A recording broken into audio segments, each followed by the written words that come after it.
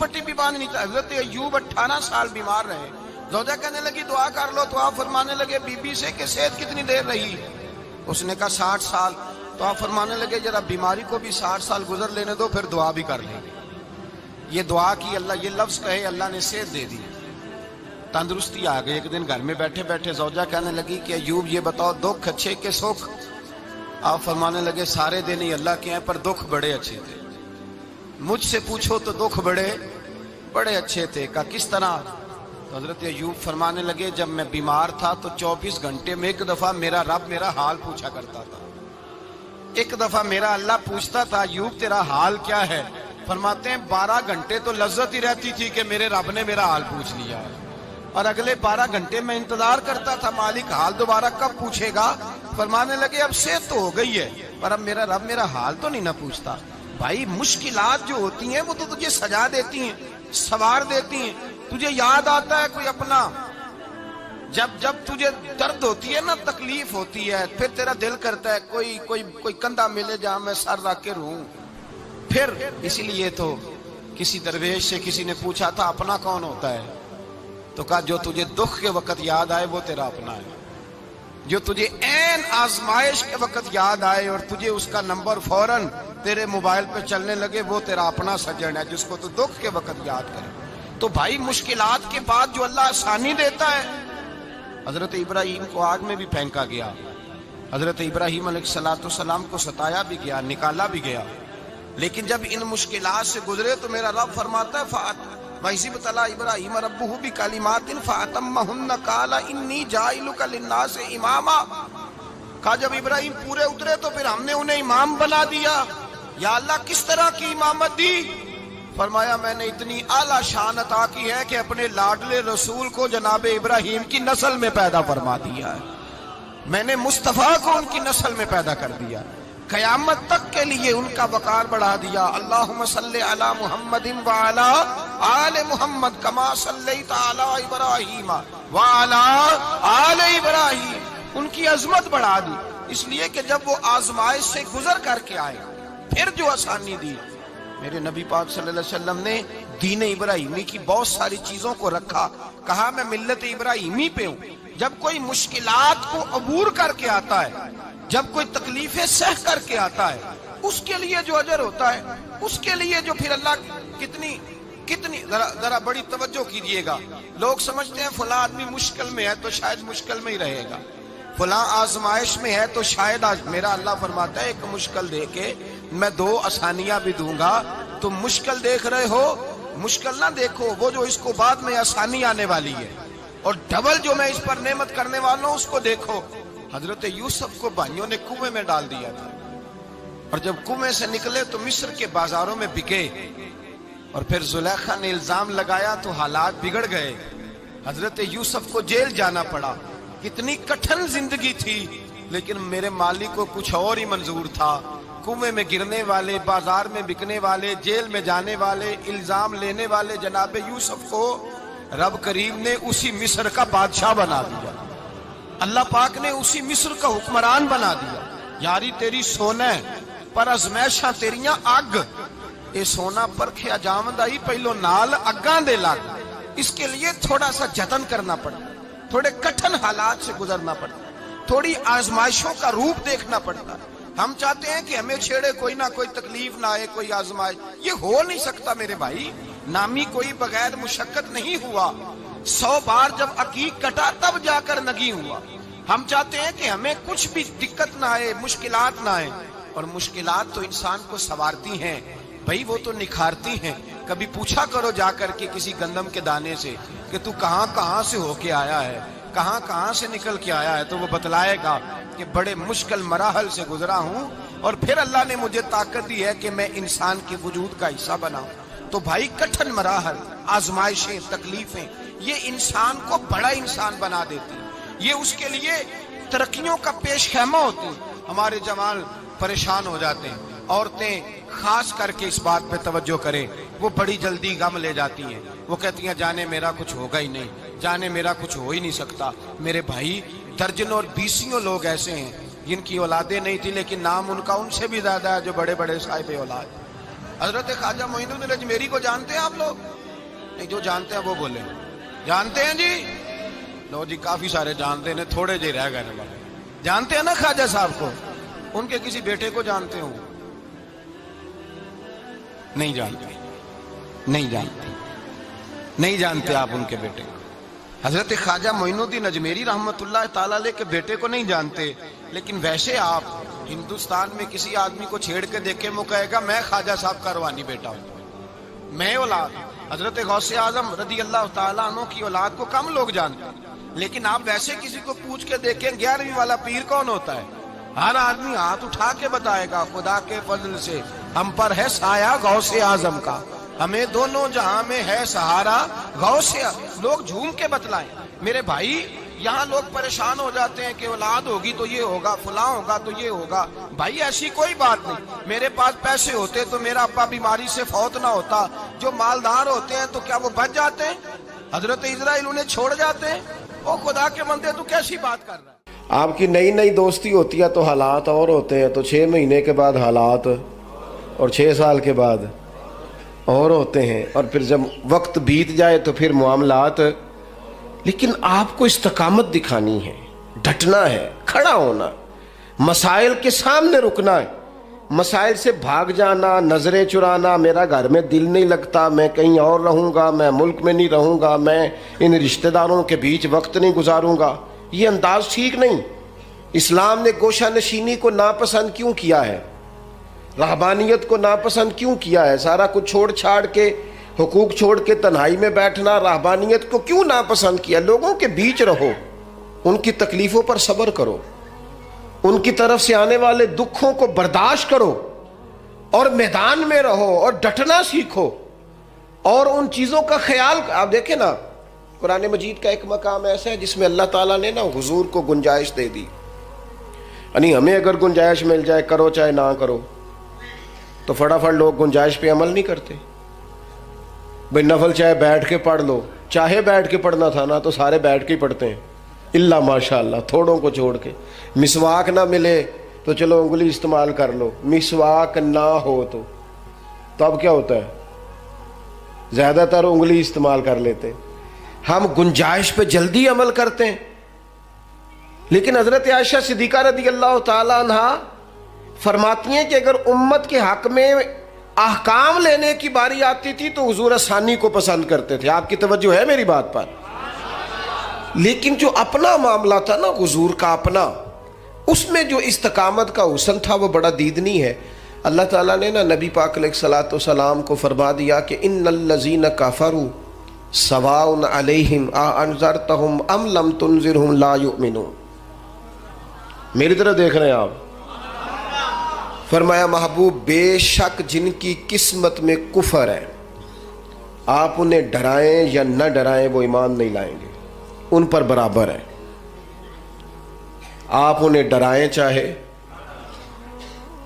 چاہے، یہ وہ لوگ ہیں جنہوں نے اتنا کفر کیا ہے کہ اب اللہ نے ان کے دلوں پر مہر لگا دی ہے۔ اب آپ ڈرائیں نہ ڈرائیں، سواء علیہم، ان پر برابر ہے۔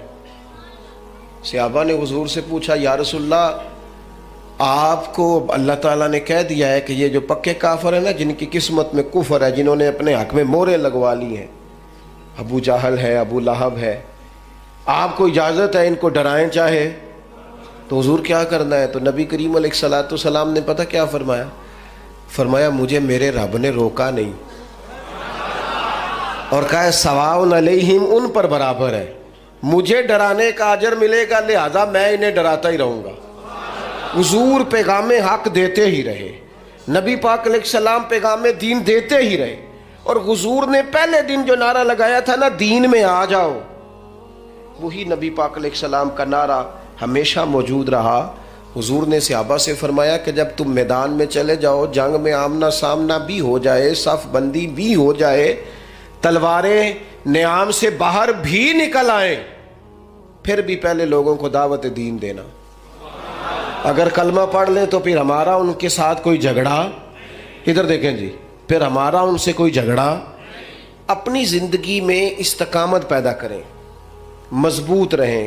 ہمارے بچے نوجوان ایک کام شروع کرتے ہیں، 6 ماہ کے بعد دوسرا شروع کر لیتے ہیں، پھر اگلے 6 ماہ کے بعد ان کا پروگرام کوئی اور بن جاتا ہے. پھر 2 سال گزرتے ہیں تو کہتے ہیں میں اتنے کام ہی نہیں کرنا, میں باہر جانا. او بھائی تو کہیں ٹھہر تو صحیح. اگر بندہ استقامت سے کرے نا, میرے ابا جی کہا کرتے تھے او وٹا بھی کلے پیار ہوئے تو پارا ہو جاتا ہے. اور شرط یہ ہے کہ کہیں ٹھہرے تو صحیح نا, اس کے ساتھ بھی مٹی آ کے تھوڑی تھوڑی لگ جاتی. زندگی میں استقامت ایک سبب. دوسری بات یہ, استقامت کس کو نصیب ہوتی ہے؟ جو بندہ بردبار ہو, حلیم الطبع ہو, جلد بازی نہ ہو طبیعت میں, کوئی ٹھہراؤ, کوئی سکون ہو. ہمارے ہاں نا لوگوں کو جلدی بڑی ہے, بڑی جلدی ہے. امیر ہونے کی بھی جلدی ہے, بڑے ہونے کی بھی جلدی ہے. اور بعض لوگ ایسے ہیں جن کو ابھی 6 مہینے نہیں ہوئے نماز شروع کی, انہیں ولی بننے کی بڑی جلدی ہے. وہ کہتے ہیں میں پورا سال ہو گیا پیر صاحب کے پاس آنا, ابھی تک کامل ولی کیوں نہیں بنا؟ او بھائی تو ٹھہر جا, تھوڑی سی نا طبیعت میں حلیمی ہو, بردباری ہو, مزاج میں ٹھہراؤ.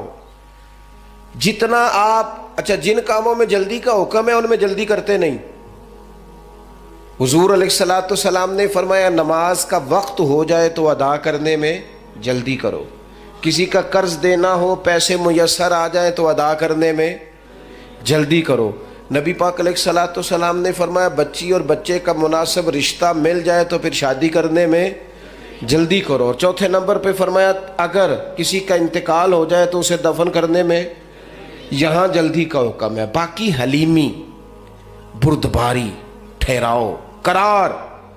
اگر آپ جلد بازی کریں گے نا تو آپ تلخ بھی ہو جائیں گے, بے قرار بھی ہو جائیں گے, بے سکون بھی ہو جائیں گے. اور جلد باز آدمی کا وقار بھی خراب ہوتا ہے, محسوس ہوتا ہے کہ یار یہ بندہ کدھر نکل گیا. جلد باز نہ بنے, حلیمی, ٹھہراؤ, سکون, اطمینان زندگی میں پیدا کریں. کچھ چیزیں ایسی ہیں جو صرف وقت کے ساتھ ٹھیک ہوتی ہیں, صرف ٹائم گزرنے سے ٹھیک ہوتی ہیں. کچھ لوگ ایسے ہوتے ہیں جن کا ذہن صرف وقت کے ساتھ آپ کے حق میں تبدیل ہوگا. آج آپ جتنی مرضی دلیلیں دیں گے وہ نہیں سمجھیں گے, آپ جتنا مرضی ان کو قائل کریں گے نہیں سمجھیں گے, لیکن ایک وقت آئے گا کہ آپ کو کہنا ہی نہیں پڑے گا, ان کی سمجھ میں بات.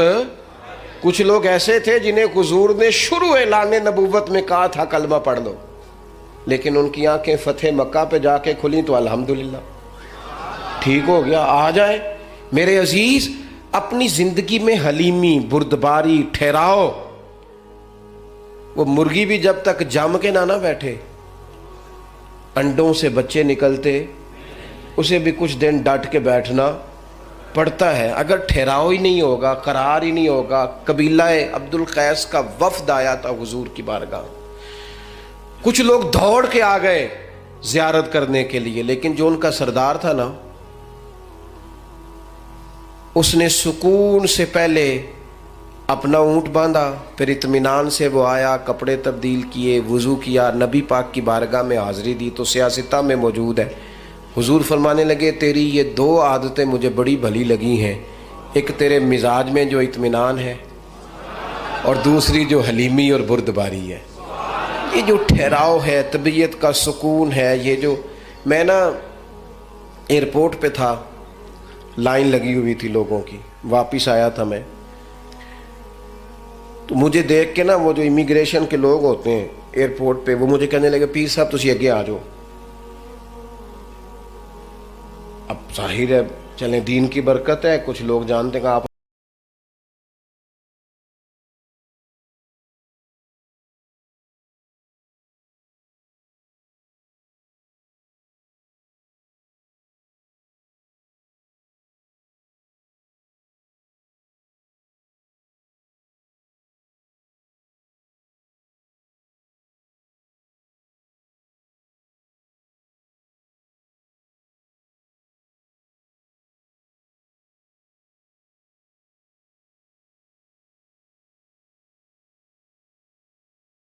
ہے کہ میں اگر آج سے مور جلدی بھی لگوا لیتا تو پتہ نہیں وہاں سامان والے چین پہ کتنی دیر کھڑا رہتا. تو فائدہ کیا ہے ان جلد بازیوں کا؟ اس میں مثلا کیا ہو جائے گا؟ اس بھاگ دوڑ کا کیا نتیجہ ہے؟ جب آپ بردبار ہوتے ہیں, ہمارے ہاں نا بڑا مسئلہ ہے گھروں میں بھی باہر بھی سب کو, بچیاں ان کی شادی ہو کے آتے ہی وہ چاہتی ہیں کہ میرا فٹافٹ قبضہ ہو جائے گھر میں، ہر چیز جو ہے نا وہ بالکل میری مرضی کے مطابق ہو. اور گھر میں سے بھی کچھ لوگ ایسے ہوتے ہیں بڑے بزرگ جو چاہتے ہیں اس بچی پر ہمارا قبضہ ہو جائے، ہمارا حکم چلے. اس جنگ کے اندر کئی دفعہ رشتے تو ہار جاتے ہیں لیکن کسی کا کوئی فائدہ. اگر وقت گزارا جائے تو ایک ٹائم آتا ہے جب اللہ تعالیٰ ہر شخص کو اس کا نصیب اس کے دروازے پر عطا کر دیتا ہے. حلیمی، ٹھہراؤ، حوصلہ. یعنی آپ کسی دشمن سے تابڑ تو گفتگو بھی کریں گے نا تو کئی دفعہ وہ تو جس طرح کا ہوگا آپ کا بھی وقار خراب ہو جائے گا. حضور فرماتے ہیں کچھ لوگوں کو اللہ قیامت میں بغیر حساب کتاب جنت میں داخل کرے گا. فرشتے پوچھیں گے پل صراط سے ہوا ہے؟ وہ کہیں گے دیکھی نہیں. میزان عمل تلوائے؟ وہ کہیں گے دیکھا ہی نہیں. کیسے آ گئے؟ تو کہیں گے خدا کے فضل سے آ گئے. فرشتے پوچھیں گے تمہارا عمل کیا تھا؟ وہ کہیں گے کچھ بھی نہیں. عام لوگوں کی طرح نماز پڑھتے تھے، روزہ رکھتے تھے، حج فرض ہوا تو کیا، زکوٰۃ اگر ہمارے اوپر لاگو ہوئی تو دی، عام روٹین کے معاملات. تو فرمائے اتنی بڑی فضیلت کے بغیر حساب کتاب جنت، کوئی تو وجہ ہوگی. تو بندے عرض کریں گے وجہ ایک ہی تھی کہ رب جو ہمارے حق میں فیصلہ کرتا تھا ہم اس پر راضی ہو جایا کرتے. علامہ اقبال نے ایک بات لکھی ہے. اقبال کہتے ہیں جب میں لندن میں وکالت کرتا تھا تو ایک خاتون تھی، لیڈی بارنس اس کا نام تھا. چھوٹے موٹے مقدمات لے کے وہ میرے پاس آتی تھی. بی بی ایک ہوٹل چلایا کرتی تھی. اس کا خامند جو تھا وہ فوج میں ملازم تھا. اقبال نے خود لکھا ہے. اقبال فرماتے ہیں کہ ایک دن وہ خاتون پھر کسی کیس کے سلسلے میں میرے پاس آئی. تو جب وہ آئی تو اس نے نقاب اوڑھا ہوا تھا، برقع کیا ہوا تھا. تو چونکہ اس نے نقاب اوڑھا تھا مسلمانوں کی نشانی تھی. نقاب اوڑھنا کن کی نشانی ہے؟ اللہ آپ کو خوش رکھے. تو کہتے وہ نشانی چونکہ اہل اسلام کی تھی تو مجھے تجسس ہوا. میں نے کہا لیڈی خیریت ہے؟ میم صاحبہ یہ برقع پہنا ہوا ہے. تو کہنے لگی ہنس کے اقبال مجھے پکا یقین تھا کہ آپ ضرور پوچھیں گے. تو میں نے کہا اچھا تو یہ برقع؟ تو کہنے لگی الحمدللہ میں مسلمان ہو گئی. تو میں نے فوراً کہا کہ آپ کا شوہر تو فوج میں ملازم ہے، فوجی کے لیے بدلنا اور پھر ملکی قانون اور یہ چیزیں. تو کہنے لگی اس نے مجھے کیا کہنا تھا، وہ خود کلمہ پڑھ گیا. تو کہتی ہیں میں اور متجسس ہوا. وہ کیس کی بات کرتی تو میرا تجسس بڑھ گیا. میں نے کہا تو کیس چھوڑ کے بتا کلمہ کیسے پڑھا. تو کہنے لگی اقبال اصل بات یہ ہے کہ میں نا بے اولاد تھی، خامد بھی بڑے اچھے پیسے کماتا، میں خود بھی ہوٹل چلاتی، پر ڈپریشن اور ٹینشن اور بلا وجہ کی پریشانیاں جان نہیں چھوڑ. یہ ٹینشن اور ڈپریشن کا نا مجھے عربی ترجمہ کوئی نہیں ملا. یہ ڈپریشن اور ٹینشن کا نا میں نے تلاش کیا ہے لیکن مجھے عربی لغت کے اندر ان کے معنی مجھے لگتا ہے کہ اس زمانے میں یہ چیزیں تھی ہی نہیں. ہوتی تو ان کا کوئی نام بھی، یہ آج ہے نا تو اس لیے آج کے زمانے میں ہی نام ہے مفت کا، مفت کی پریشانی. تو کہتی ہے مجھے ٹینشن اور ڈپریشن رہتی تھی ہر وقت، بڑی میں پریشان رہتی تھی. میرے ساتھ ایک عجیب واقعہ ہوا کہ میرے ہوٹل میں نا ایک بابا جی برتن مانجتے تھے، بوڑھے آدمی تھے، 70 سال کے قریب عمر تھی. ان کا ایک بیٹا تھا، ایک بہو تھی، ایک پوتا تھا، لیکن وہ بیچارے بیٹا بیمار رہتا تھا تو لہٰذا وہ خود مزدوری کرتے. کہتے ہیں ایک دن وہ بابا جی میرے پاس آئے، کہنے لگے میم صاحبہ 2-4 دن کی چھٹی چاہیے. تو میں نے کہا خیریت ہے؟ کہنے لگے میڈم میرا بیٹا فوت ہو گیا. بیٹا، آپ کو پتہ ہے باپ کا جنازہ پڑھنا آسان ہے، بیٹے کا جنازہ اٹھانا بڑا مشکل کام. کہتی ہے میں کچھ لکھ رہی تھی، میرے ہاتھ سے قلم گر گیا. میں نے خود گاڑی بھیجی، بابا جی گاؤں چلے گئے جہاں وہ رہتے تھے. کہتی 2-3 دن کے بعد میں اور میرا شوہر گئے تو رستے میں ہم باتیں کر رہے تھے کہ کیا تعزیت کریں گے. ایک ہی بیٹا تھا، کوئی رشتہ دار بھی نہیں، تو اس کی تو کائنات اجڑ گئی. کن لفظوں سے اسے تعزیت کیا کہیں گے. کہتے جب ہم گئے تو وہ ٹوٹی ہوئی چٹائی پہ بیٹھا تھا، کچھ لوگ قریب تھے. ہم نے جا کے کہا بابا آپ مسلمان ہیں، ہم آپ کو کیا نصیحت کریں، ایک ہی بیٹا تھا، کہ کس طرح کر کے ہم آپ کو تسلی دیں. تو کہتے اس نے آنکھیں کھولی، بوڑھی آنکھوں میں ایمان کی روشنی. کہنے لگا بی بی کیا تعزیت کی بات کرتی ہو، میں نے کوئی پیسے جمع کرا کے بیٹا لیا تھا، خدا نے فضل سے دیا تھا، عدل سے لے گیا ہے. میں اپنے رب کے فیصلے پہ بڑا راضی ہوں، اللہ بڑا کریم ہے، وہ لے گیا، اس کا مال تھا۔ آپ یقین کریں ہمارے دیہاتی لوگ یہ کہا کرتے تھے، میں نے کانوں سے سنا ہے، ایک بوڑھے آدمی کا ایک دفعہ بیٹا فوت ہو گیا تو کسی نے اس سے کہا بابا چھوٹی عمر میں بچہ چلا گیا، تو مجھے لفظ نہیں بھولتے، کہنے لگے پتر اللہ دی فصل ہے، کچی وڈے تاویں ہو دی ہے۔ سنے آپ نے بھی کبھی یہ فکرہ، کچی وڈے تے پکی لے گئے تے تاویں ہے جو ہو دی، تو جب اس کا جی چاہا وہ لے گیا۔ اللہ اکبر۔ وہ خاتون کہتی ہے کہ وہ بابا جی سے میں نے کہا کہ چلو آپ ایک مہینے کی چھٹی کر لے، تو کہنے لگا نہیں میڈم میں مسلمان ہوں، مفت کی روٹی نہیں کھاتا، مزدوری کر کے کھاتا ہوں، میں انشاءاللہ 2-3 دن کے بعد کام پہ آ جاؤں گا۔ کہتے ہیں وہ چند دنوں کے بعد آ گیا، اللہ کی قدرت کے ابھی 2-3 ماہ گزرے تھے، پھر آیا، میڈم چھٹی چاہیے کچھ دنوں کی۔ میں نے کہا خیریت ہے؟ کہنے لگے وہ میری بہو بھی ہارٹ اٹیک سے فوت ہو گئی۔ کہتے اب میں بھی تڑپ گئی اور عیسائی ہو کہ میری آنکھوں میں آنسو آ گئے۔ میں نے کہا گھر کا دروازہ بند ہو گیا، اب یہ بیچارہ کیا کرے گا؟ وہ اپنے شوہر کے غم میں ہارٹ اٹیک سے فوت ہو گئی۔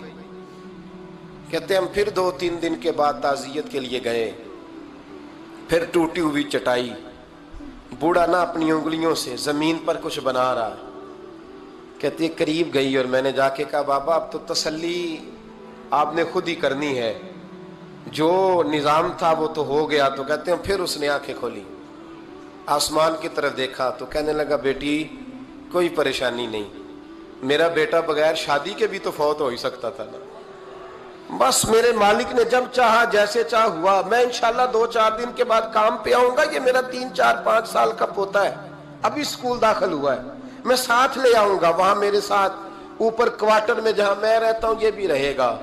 کہتی ہے میں سختے میں آ گئی اس کی کیفیت دیکھ کے، وہ پوتے کو ساتھ لے آیا۔ کبھی کبھی میں دیکھتی چھت پہ کھڑے ہو کے کہ دادا گھوڑا بنا ہوا ہے اور پوتا سواری کر رہا ہے، وہ سویرے اٹھتا اس کو سکول چھوڑ کے آتا، شام کو لے کے آتا، پیار کرتا، محبت کرتا۔ تیسری منزل پر ہم نے ایک کوارٹر دیا ہوا تھا، وہاں دادا پوتا رہتے۔ اللہ تو بڑا بے نیاز ہے۔ کہتی ہے اقبال ایک دن نا پوتا اوپر والی منزل پہ کھیل رہا تھا، اس کا پیر پھسلا، وہ گردن کے بل زمین پہ گرا، مجھے خبر ہوئی تو میں دوڑی، ایمبولنس منگائی، خون سے لتھڑے ہوئے اس بچے کو دادے نے اپنی گود میں رکھا، اور جب ہم ہسپتال کی طرف گئے تو ہاسپٹل بعد میں آیا، جناب اسرائیل پہلے آ گئے، اور کہتے ہیں وہ گود میں دم توڑ گیا۔ پھر دادے نے اسے اپنے ہاتھوں سے غسل دیا، پھر اس نے اپنے بوڑھے ہاتھوں سے قبر کھودی، اور پھر مٹی ڈال کے کہنے لگا اِنَّ لِلَّهِ وَإِنَّ إِلَيْهِ رَاجِعُونَ، جے سونا ہی میرے دکھ وچ راضی، جے سونا ہی میرے دکھ وچ راضی۔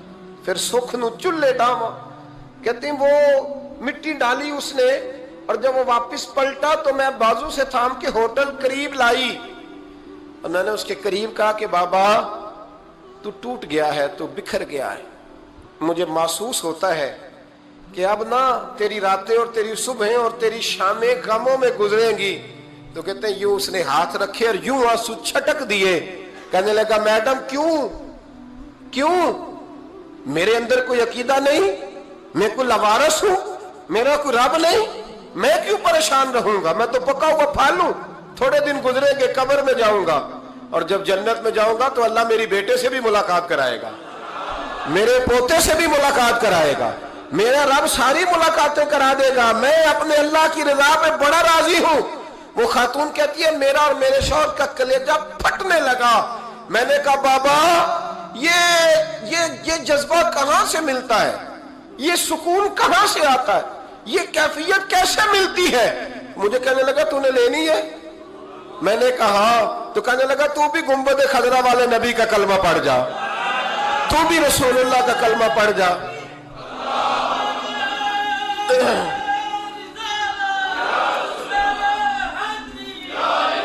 میرے محبوب کا کلمہ پڑھ، اللہ تجھے سکون عطا کرے گا۔ ایک حدیث نہ پڑھ لوں مسلم شریف سے، بخاری سے ایک حدیث نہ پڑھ لوں تاکہ یہ بات مضبوط ہو جائے۔ حضرت ابو طلحہ رضی اللہ تعالی، بیٹا شدید بیمار ہے، मजदूर आदमी थे, कई दिनों से घर थे। बीवी कहने लगी अगर आप घर में बैठे रहेंगे तो खाएंगे कहां से, जाओ आप मजदूरी करो, मैं बेटे को देखती हूं। अबू तलहा मजदूरी करने चले गए। शाम को आए तो बेटा फौत हो चुका था। औरतें बेहौसला होती है ना अक्सर, पर बीवी ने सफेद कपड़ा डाल के कमरे में रख दिया। बेटा, माँ और बेटा वो नाप तक था रिश्ता, बेटे में सफेद चादर डाल के कमरे में रख दिया। हजरत अबू तलहा अंसारी आए, बेटे का क्या हाल है? कहने लगी अल्लाह की रहमत में है। अल्लाह की, कैसा जुमला है, अल्लाह की रहमत में है। खामद ने खाना खाया, बीवी से मिलने को दिल किया तो मुलाकात हुई। फारिग होके बैठे तो खातून उठ के ना खामद के करीब गई, उसका हाथ थामा, कहने लगी नबी करीम अलैहिस्सलाम के सहाबी हो, एक मसला दरियाफ्त करना था, बताओगे? कब पूछो। कहने लगी अगर कोई आपके पास अमानत रखवाए और फिर अपनी अमानत वापस मांगे तो क्या करोगे? हजरत अबू तलहा कहने लगे पूछने वाली क्या बात है, जिसकी अमानत है वापस कर देंगे। अब जौजा रोई, अब सबर वाली बीबी रोई, अब माँ रोई, आंसू टपके, आंचल से पूछ के कहने लगी अबू तलहा वो बेटा भी अल्लाह की अमानत था और रब अपनी अमानत ले गया है, उठो गुस्ल कफन का बंदोबस्त करो। हजरत अबू तलहा उठे, कामते कामते हाथों से गुस्ल कफन दिया, मस्जिद नबवी में पहुंचे, महबूब की बारगाह में अर्ज किया तो रसूल करीम फरमाने लगे तेरे और तेरी बीवी के अमल से अल्लाह भी बड़ा राजी है, अल्लाह के रसूल भी बड़े राजी है और अल्लाह तुझे बरकत अता करेगा। सहाबा कहते हैं फिर अल्लाह ने उन्हें 9 बेटे अता फरमाए। फिर अल्लाह ने उन्हें, अल्लाह की रजा पे राजी रहना सीखो, अल्लाह के करीब चले जाओगे, अल्लाह की रजा पे। हजरत सुफियान सौरी दुआ मांग रहे थे, या अल्लाह राजी हो जा, या अल्लाह राजी हो जा, या अल्लाह राजी हो जा, दुआ मांग रहे थे। बीबी राबिया बसरी पर्दे के पीछे बैठी थी, जब दुआ लंबी हो गई तो कहने लगी सुफियान बस कर, कोई अगला लफ्ज भी बोल, बस कर। आप फरमाने लगे तुझे क्या हुआ? तो कहने लगी तू कब से कह रहा या अल्लाह राजी हो जा, या अल्लाह राजी हो जा, पहले अपने दिल पे हाथ रख के बता तू अल्लाह से राजी है? तू राजी है अल्लाह से? तू रोज नहीं कहता पैसे नहीं है मेरे पास मुझे दे, तू रोज नहीं कहता या अल्लाह फलानी चीज कोई नहीं दे, ऐ अल्लाह फलां को दे दिया मुझे क्यों नहीं देता, माज अल्लाह, तू रोज शिकवे नहीं करता? फरमाया पहले तू तो राजी हो जा। तिरमिजी शरीफ की हदीस है, मेरे नबी करीम अलैहिस्सलाम ने फरमाया तुम अल्लाह के दिए हुए थोड़े रिस्क पे राजी हो जाओ, अल्लाह तुम्हारी थोड़ी इबादत से राजी हो जाए।